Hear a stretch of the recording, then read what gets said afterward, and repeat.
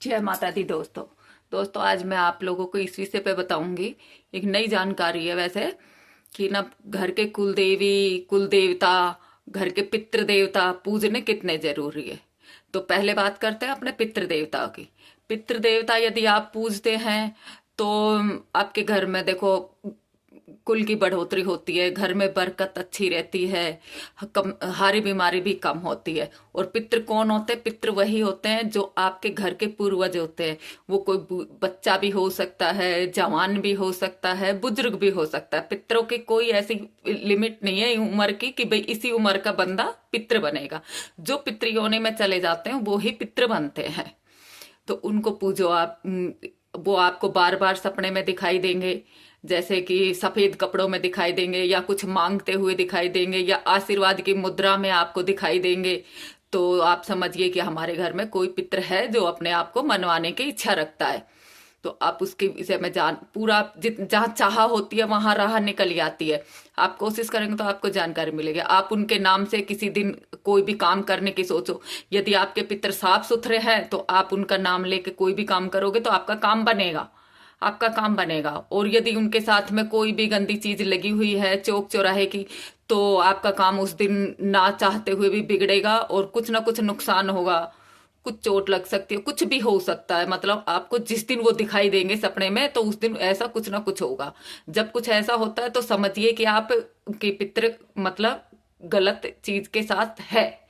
गलत चीज मतलब कोई चौक चौराहे की चीज उनके साथ लगी हुई है। और इनको साफ करने का भी तरीका, अभी आप चाहो तो जगह जगह भटक सकते हो, और आप चाहो तो त्रिलोक भारती के मंदिर में जाइए।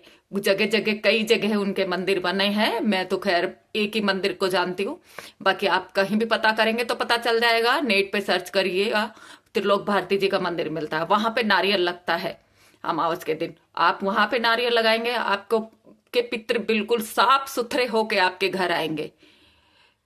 कहीं बहुत ज्यादा दूर भटकने की जरूरत नहीं है उनको साफ करने के लिए। बस आप वहां जाइए, वहां पे पता कर लीजिएगा। एक बार जाने के बाद वहां बता देते हैं कि आपको किस पितरों का नारियल लगाना है तो ऐसे लगाना है, और कुल देवी देवताओं का लगाना है तो कैसे लगाना है।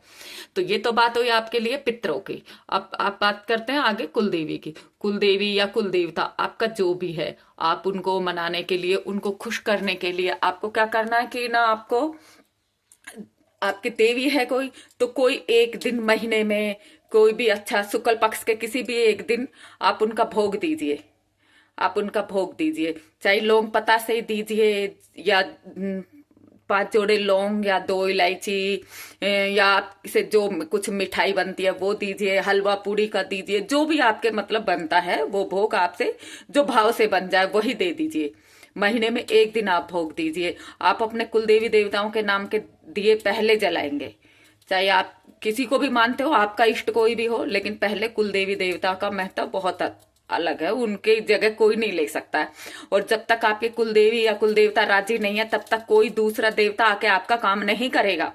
आप चाहे कहीं भी चले जाइएगा, चाहे किसी चौकी पे भटकिए, चाहे कहीं भी जाइए, वो काम नहीं बनेगा। और यदि आपके कोई कुल देवता है तो उनका भी आप उनके हिसाब से भोग चुन लीजिए। उनके हिसाब से ही कोई दिन रख लीजिए, महीने में, हफ्ते में, 15 दिन में, या 10 दिन में, जो आपको उचित लगे। जो आपको लगे कि आज छुट्टी का दिन है, हम इस दिन ये भोग दिया करेंगे अपने देवताओं को। आप अपने कुल देवी देवताओं को मना के चलिएगा। उससे कुल देवी देवता जब राजी रहते हैं तब ये मान लीजिए आपकी समस्याएं ना के बराबर आती है। ना के बराबर मैं ये नहीं कहती, बाकी तो देखो अपने कर्मों पे डिपेंड करता है कि हमें कितनी वो करनी है। जैसे हमारे कर्म होते हैं उसी हिसाब से हमें फल मिलते हैं। तो मैं ये नहीं कहूंगी कि आप कुलदेवी मनाओगे तो आपको कोई समस्या, कुछ समस्याएं आपकी हल हो जाती है। क्योंकि जब आप घर में बैठी माँ को नहीं पूछोगे और बाहर किसी को जाके पूछोगे, तो पहले अपनी माँ को ही समस्या बताइए, तो आपकी समस्या वैसे ही हल हो जाएगी। जो अपने हल करेंगे वो दूसरे थोड़ी हल करेंगे। आप खुद अपने बच्चों पे लेके देख, डिपेंड करके देख लीजिए। कुल देवी देवता यदि अपने रोष्ट है, अपन उनको नहीं पूज रहे और कोई अदर देवी देवता बाहर के आते हैं, तो कुल देवी देवता उनको अंदर एंट्री नहीं देते, उनको वो काम नहीं करने देते जब तक उनकी खुद की पूजा नहीं होती अच्छे से।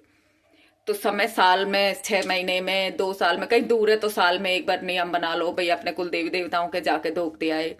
मत्था टेकना भी जरूरी होता है।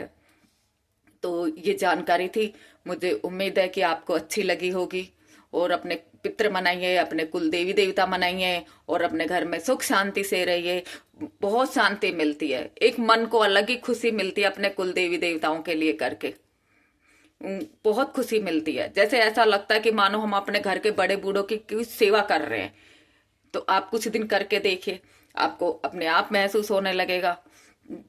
कोई भी काम उनके आगे रखिए, उनसे ऐसे बात कीजिए जैसे कि हम अपने घर में बड़ों से बात करते हैं, और फिर आप देखिए कि आपका काम कैसे नहीं होता है, सब जैसा काम होगा। उम्मीद करती हूँ आपको ये जानकारी अच्छी लगेगी। जानकारी अच्छी लगे तो वीडियो को सपोर्ट करिएगा, लाइक करिए, सब्सक्राइबर करिए, शेयर करिए, कमेंट करिए।